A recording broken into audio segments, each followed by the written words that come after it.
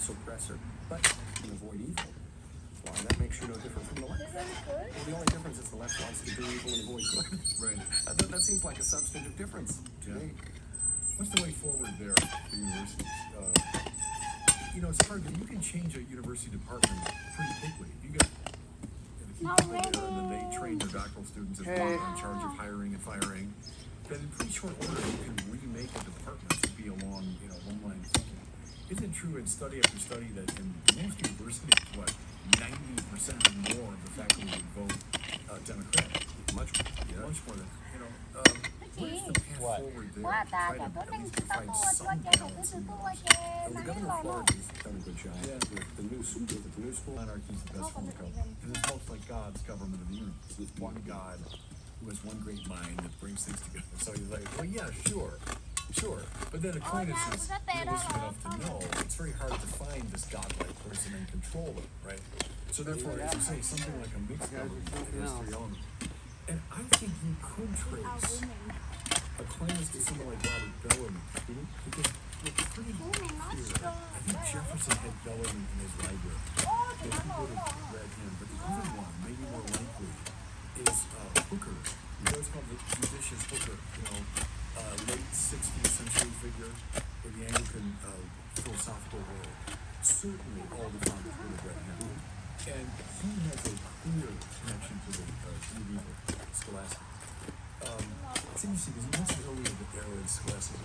That's a bit of kind of tired intellectual historiography, largely from a Protestant provenance. I would say, we had to rid ourselves of this old, decadent scholasticism to find this new biblical approach. And what they were reacting to, understandably, was a somewhat decadent form of the scholastic. By the time of Luther and company, it had become sort of, too much logic chopping, and like most systems, they get tired and they turn on themselves. But the great scholastics, Bonaventure, Anselm, Aquinas, and so on, has this wonderful vibrancy, and they're the bearers of that tradition we've been talking about, including, you're right, this political tradition of mixed government. And it presents some problems for conservatives today, which is, I think, if you forced me to use an adjective to describe my political views, obscure political monikers are the right-wing version of gender pronouns. Everyone has their own. But I guess I'd say probably I'm closest to a traditionalist, and with this exception. Someone like Michael Oakeshott writes that ideology is the formalized abridgment of the supposed substratum of rational truth contained in the tradition. So he invades against ideology and he exalts tradition. And I'm a big admirer of Edmund Burke, and Edmund Burke writes beautifully about tradition and against, of course, they would, what little hair they had left, they pull their wigs off. Yeah, I want to go back. We have William Buckley and comment. I also discovered. You pay me 100 or what? I'm a big fan of the Coen brothers. Yeah, only 100 last night. Well, it's maybe spiritually alert filmmakers. Yeah. They secret Christians or something. I don't know. Get that right after Jewish I get background, my from 100, Minnesota, okay? like a hero of mine, Bob Dylan. Another Christian too. Well, yeah, as far as we can tell, I mean, he became a Christian certainly. What do you think? Is that one deep enough or what? But the movie Hail Caesar, which I think is under the radar, is a great movie. It's the greatest movie of the last quarter How century. about this one? I'm a great devotee of Fargo and a serious man as well, but I love this. It's another great, Okay, ba? which ends with the Okay. voice coming from the whirlwind. I miss the book of Job and all sorts of other things going on. But in Hail Caesar, I think you point out in the book, that marvelous scene, where Barry Whitlock, he's the kind of airhead actor played by George Clooney, and he's taken in by a group of communists who infiltrated Hollywood, and including Marcuse, right? Isn't he? They say Professor Marcuse. I've never seen a movie where I had a more radically different experience watching it than apparently everyone else, but perhaps other than you and my wife. Because we're watching it, and everyone's just enjoying this Coen Brothers film, it's very mainstream. But I said, hold on, you're telling me we have a movie here where the good guy is an American capitalist right-winger. The bad guys are communist homosexual actors in Hollywood. And specifically, Herbert Marcuse, the father of the New Left, and the punchline of it Give something or someone useless. When I was a philosophy student years ago, my professors told me that this is the most useless thing in university because it's about a good in itself, right? The useful is subordinated to good outside of itself. Philosophers have so far only interpreted the world. The point is to change it. No, you thereby ended philosophy. And you make a great point too. Not only that, yes, Marx is declaring an end to philosophy, but you've just made me think of it now, which is that he is quite overtly subordinating a higher good to a lower good. He is flipping the world upside down. Much of my interest was spent attacking the right more than the left, which is kind of funny because I'm on the right and not on the left. But my friend based on Zionism. Yeah. But Plantinga's version of it. There's Plantinga's version of modal logic, which I don't even find all that compelling anymore, but I find it charming in any case. I find St. Thomas's arguments probably more stronger. He didn't like the ontological argument. He did not. He explicitly rejected it. And my confirmation saying, incidentally, confidentially, was Thomas. Did I pick it because Thomas doubts? Did I pick it because Thomas Aquinas was smart? Maybe Thomas means twin, so maybe it's smart. I just always, it just strikes me as twin. I've always known that. I've never really had any doubt whatsoever. And that was my experience of reading the rest. Then, There's a lot of things. It's always fascinating me how people make the journey back, and that an artist standing out. Rồi do mà đây chỉ có hai mươi con nữa. That's not it. The red one. That's the principle of subconscious mind, to keep it the way it should be. Right. See, I think of fetishism about time and so much. New is better. In some ways, it is. Where do you buy this One of stuff? the questions always is Yes. bad. No, because What's trendy, what's you not? are so What's funny. new, what's modern? Chị đeo nó lắm. Think about that. let's look at people getting married. Let's You look the at people boss? having babies. We haven't had a replacement. You the boss here? Birth rate for 50 years. For St. Thomas, following Aristotle, virtue is a mean between extremes. And there's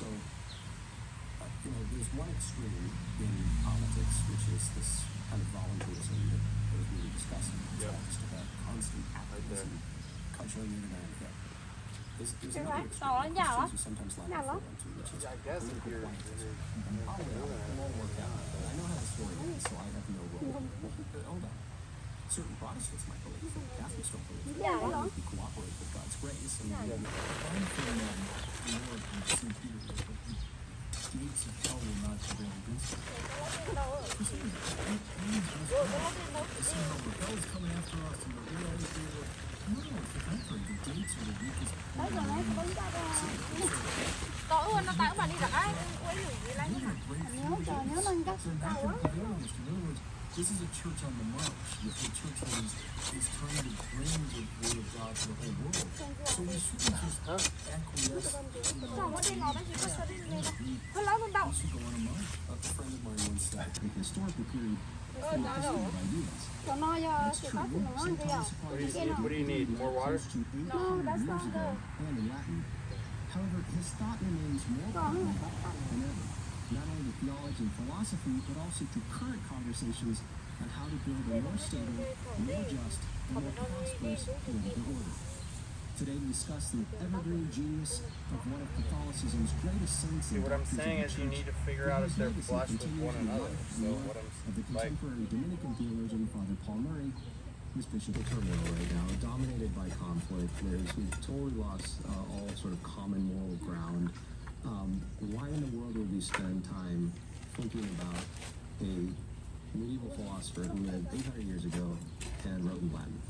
Because we're not imprisoned by someone's sociological setting or skin color. The highest of those beings, and the answer is no.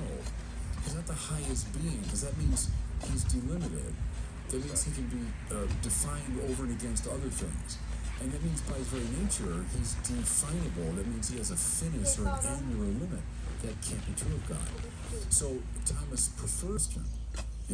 The creator of the universe is not an item in the universe. To me, the best comparison is author and book. So the author is utterly responsible for every little thing in the book, every character, every plot, every subplot, every comma, every period, everything. The author is responsible. But where's the author in the book? So here's all the characters, all the action. Where's the author? Well, he's not a character in the novel. He's the ground of the novel. That's a good comparison, I think, to God's relation to the world. How does this conception of God help us understand, to unpack a little more, God identifying himself as I am to Moses? The use of I, the category of I, how can a God so define being I? Well, no, God's an I, meaning he has intellect and will and freedom. And so God is a person, and God has a personality, but we can't circumscribe him as a particular existent. He's to explain a contingent state of affairs. You have to get finally to something which is non-contingent in its being. And that's what all people call God, Aquinas says. So God is the non-contingent source of contingent existence. So following the arc of the paper, let's move now from metaphysics, the implications of metaphysics now for ethics. So the foundational ethical point you draw from this vision of God is that for St. Thomas Aquinas, God cannot by definition compete with anything in creation. In fact, let me quote you here. You say, he can only will the good of the other, he being God, since what is other to him can be of no possible advantage to him. Unpack that a little for us. That's a very important point. God needs nothing, right? Because God's ipsum esse. God is sheerly actual in his formal existence. The world that he makes, therefore, is not in any way to his advantage. It can't be. How could God benefit from that which he's created in its entirety from nothing? He can't. He can't benefit from it. Which means... Joy, it draws to a conclusion.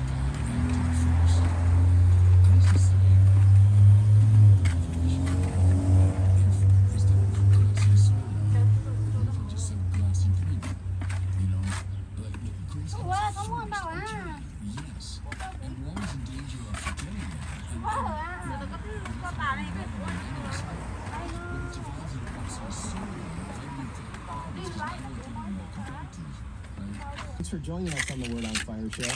If you're interested in learning more about how Word on Fire can help you grow closer to Christ, become a better evangelist with and for others, and work for common good, consider joining the Word on Fire Institute.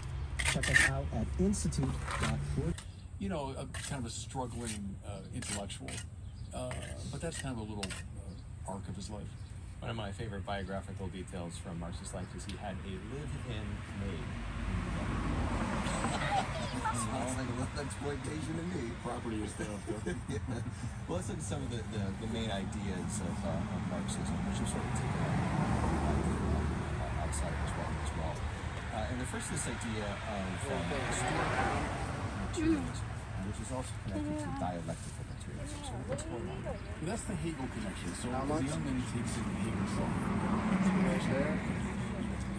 Flat on the bottom. Hegel in 30 seconds, but Hegel's famous for the idea of the way ideas move. Thesis, something opposed to thesis, antithesis. The two of them battle, and then they express a synthesis of the two. And then that synthesis produces its own antithesis, and the beat goes on. So as ideas unfold, what's happening in Hegel's philosophy is that the spirit, absolute spirit, is coming to its own self-realization through this. Again, we're not going to summarize Hegel, but Marx takes all that in. But then he says, what I do is I turn Hegel on his head. So when Hegel's talking about the movement of ideas from the absolute spirit, Marx says, except the dialectical part of it. That's the way things move. But I'm going to propose a dialectical materialism. It's not so much about the movement of the absolute spirit, but the way material conditions, economic conditions, develop and unfold. Develop this fictional world. One economic system gives rise to its antithesis, which then produces the synthesis, and so on. So he sees history in a kind of Hegelian way, but it's a dialectical materialism with the focus on the economic system. That's a great summary. Of course, another one of the Marxism is this reduction of all history to a class conflict between the bourgeoisie and the military. What's going on? Well, that would be, in Marx's mind, in his time, the most recent instance of this. So he goes back to analyzing, slave economy in ancient times, and the feudal economy, the early capitalist economy, and then his own time as capital capitalism, especially in London, keeping in mind he's already in London, which is the capital of the world at the time, where the whole industrial revolution is really underway. So it was the capital of capitalism, you say. At that moment, the great struggle was between what he calls the bourgeoisie and the proletariat. How do we define them? Something like the bourgeoisie would be the capitalist class that owns the means of production. The proletariat would be the industrialized working class. So mind you, England had largely been an agrarian society, but mid-19th century, a lot of people are coming now from the farms and the countryside into the cities.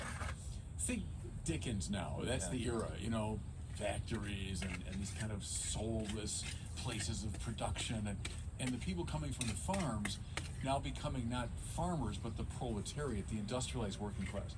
And so Marx noticed now the struggle between those two classes, and that's what he put his finger on. And we also, of course, have the general critique of capitalism itself. What's the general sense of what this is wrong? Well, you look at the early writings of Marx. I mentioned those Paris manuscripts. They're also called the Economic and Philosophical Manuscripts of 1844. So he's a young man when he writes these. And it's a more romantic sort of expression. Later on, he becomes more scientific. The Germans always loved the Wissenschaftler. You have to get scientific. So by the end, Das Kapital is a much more. But the early Marx, there's something like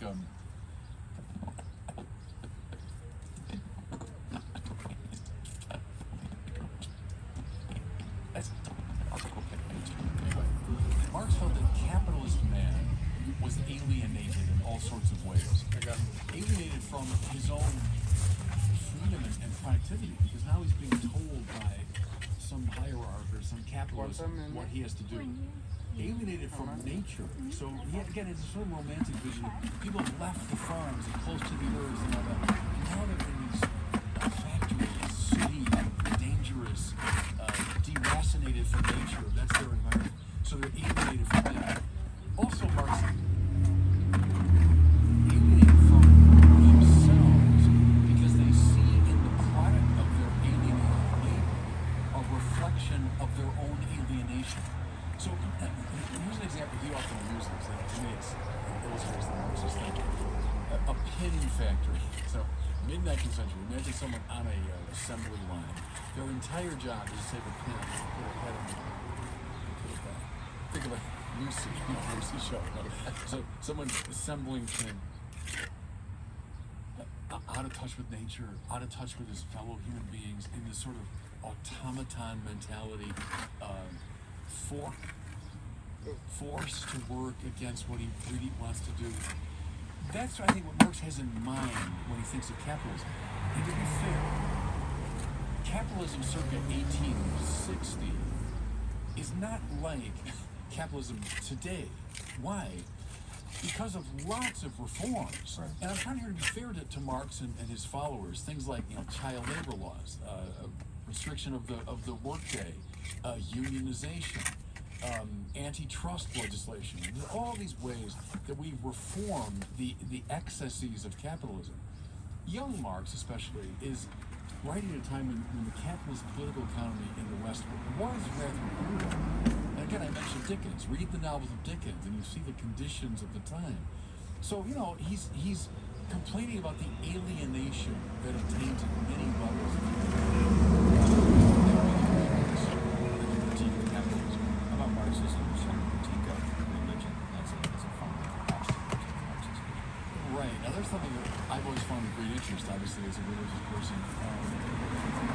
There's a key difference between Marx and someone like Christopher Dawson, whom I very much admire, how we read culture. Marx saw things in terms of what he called substructure and superstructure. So the substructure, the essential structure of any society is economic. Now you might say that's like a first principle for Marx. That's just fundamental. You don't have to argue for that. That's just the way it is. Man, he says, the human being is the productive animal. He said, you can call him the rational animal if you want, you can call him whatever. But he defines himself, Marx says, as the productive animal. What's economics? Well, it's all the different realities surrounding product.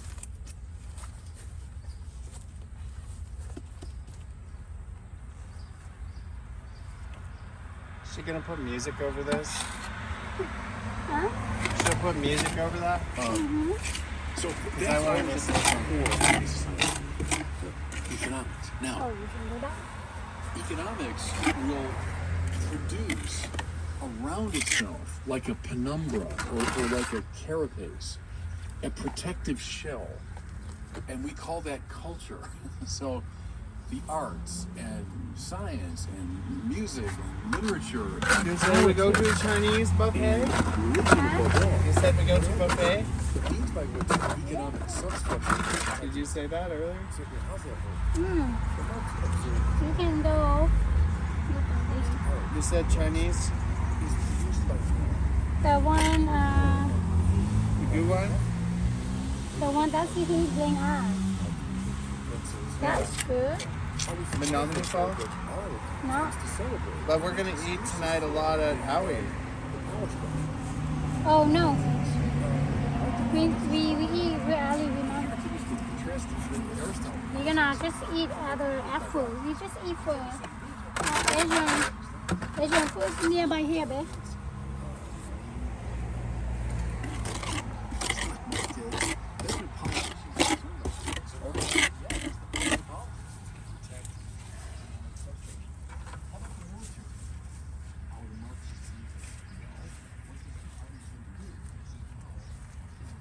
Nemo, water. Babe? Where? Wait, on the gas. At the gas. Oh. Meant to expand markets. Yeah, the military serves the economic substructure. Now, let's come to religion finally. Maybe his favorite example. What's religion's job? Yeah, it's to don't put sex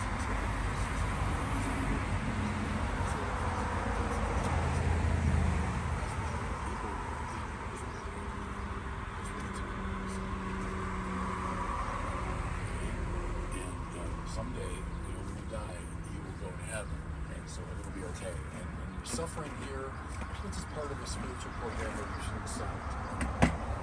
Marx always finds really interesting, why do so many wealthy people support religion? Why is religion propped up by lots and lots of money? Well, because it's in the interest of the ruling class, see, to propagate religion. When I was teaching this business at the seminary, and I was doing this all tongue in cheek, I'd say, if you're a Marxist and you're coming up here to the seminary and you're looking at someone like me, what am I doing? Is I'm training drug pushers. So the purpose of religion is to drug us, hence his famous line, the opium of the masses. Mind you, opium dens were just becoming a thing in Marx's time. When, the people would just go to these terrible places and they would smoke opium, and they would just move into this juice. Nào, không có chế đâu à? Hả? Mình nó thêm một nó khó mà nó.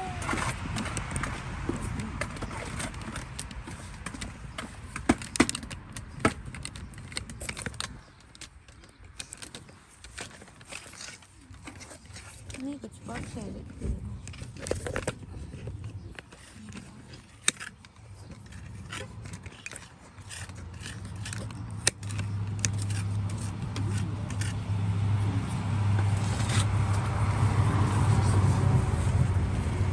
Attention on that behind the curtain. Wait a mighty house. Here you go. Mighty house. But what's really manipulating all that? It's this sort of humming fellow behind the screen, right? Don't pay attention to him. Look at me. And then, remember the This is not what you're supposed to do, okay? You're not supposed to just You keep, just you're not just supposed to keep throwing mortar on it. You know what? If you're gonna keep laughing and stuff, I'm not gonna do it. You know, that's do oh, it. fuck no, I'm not doing it. Do. No. Cái bỏ nó lá chứ tay nó à. Ô, nó cái mà. Wow. You can't just keep throwing mortar on this. That's not the right way to fix this. If you wanted to do like a stucco or something, maybe. Well, are you shy? Are you shy?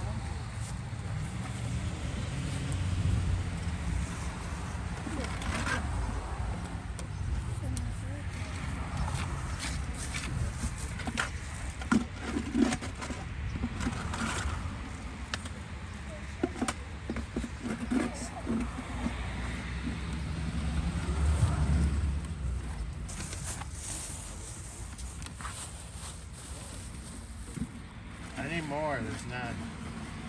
ก็นี่มอเหรอ Yes.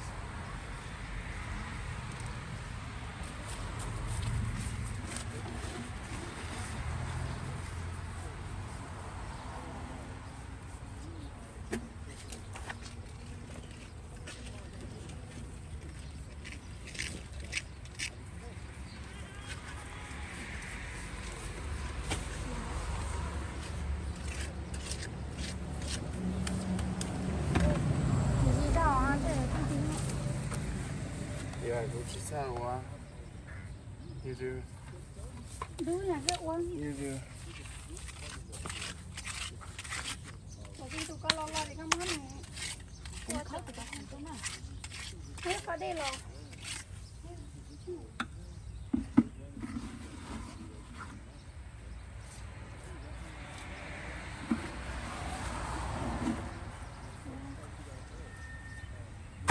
It's been 1 hour, okay?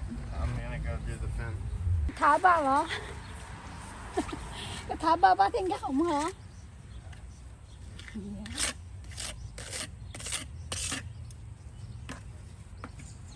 ขอเตาก็เอาได้สัก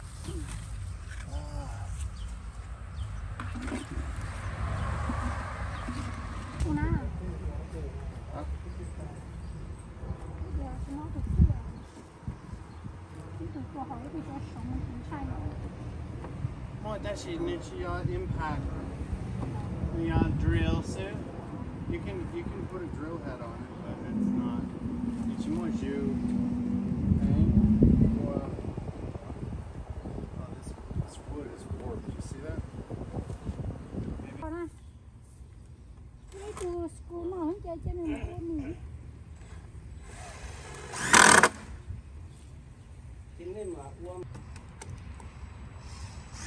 It's cracked.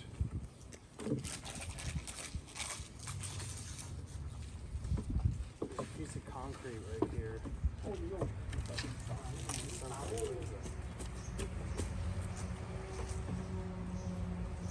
it's 'cause there's a screw.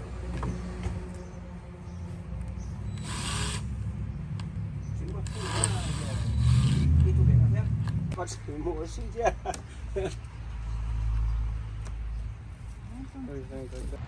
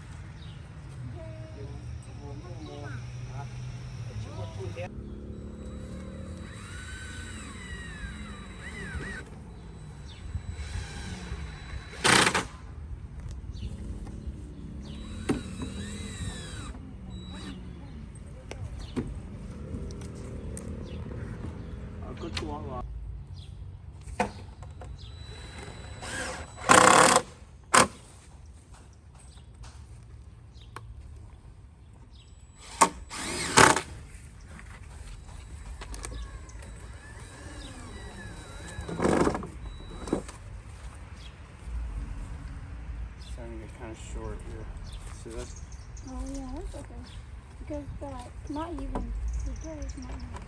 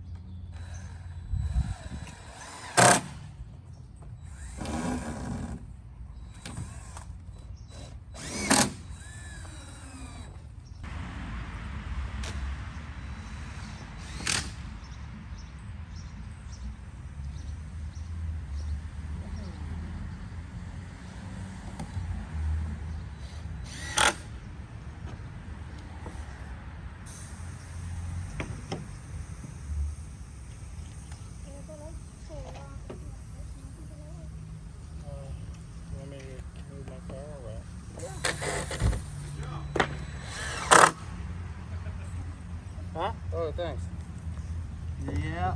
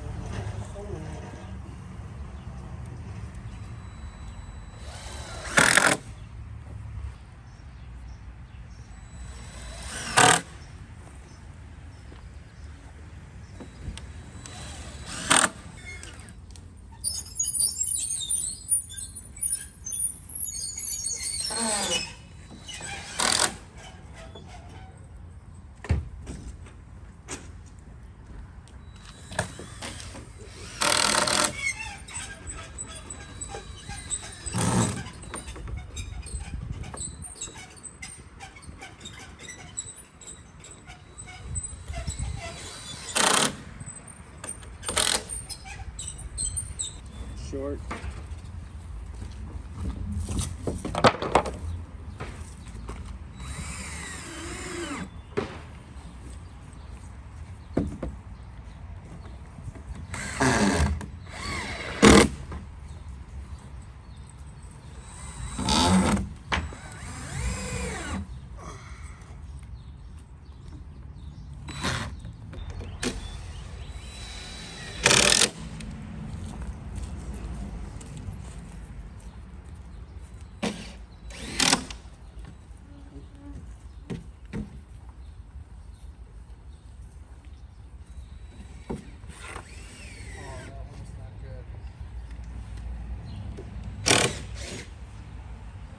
Cụ thi thì chào ho ô cái gì hổ nữa ha.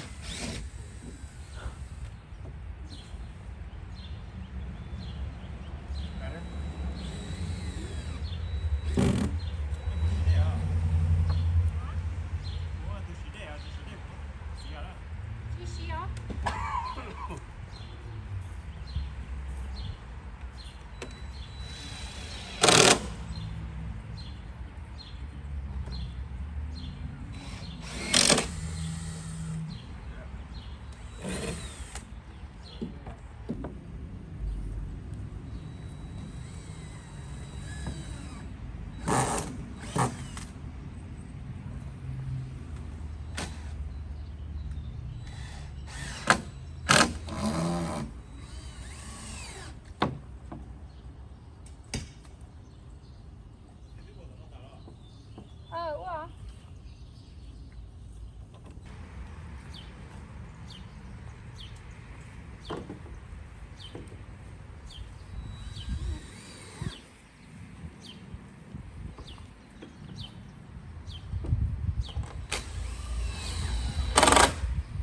Sườn. Tay tán ở đây à? 아, 저거 꼽세.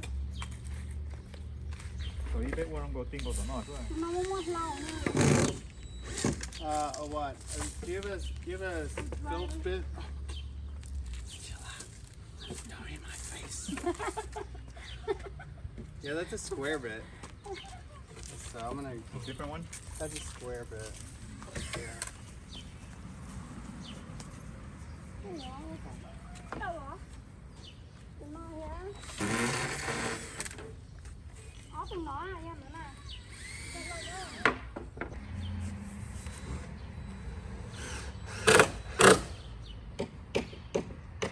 You have more screws?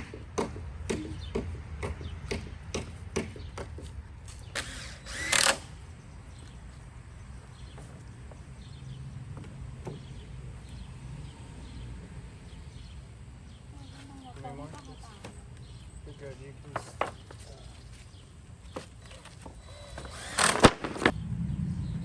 Heck no. I can't put this in my car. I'm not doing anything after this. I gotta go. We're gonna be late. Lá cứng nha đứa luôn. Any more?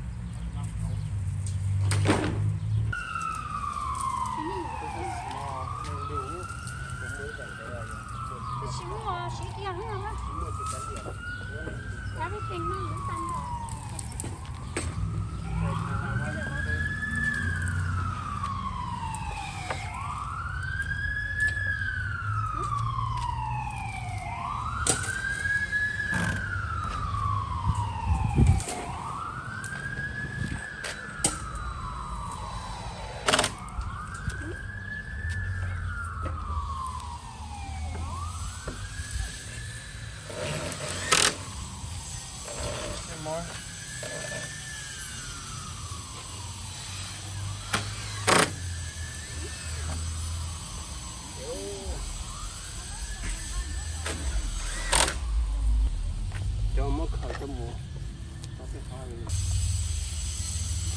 like me with none ears.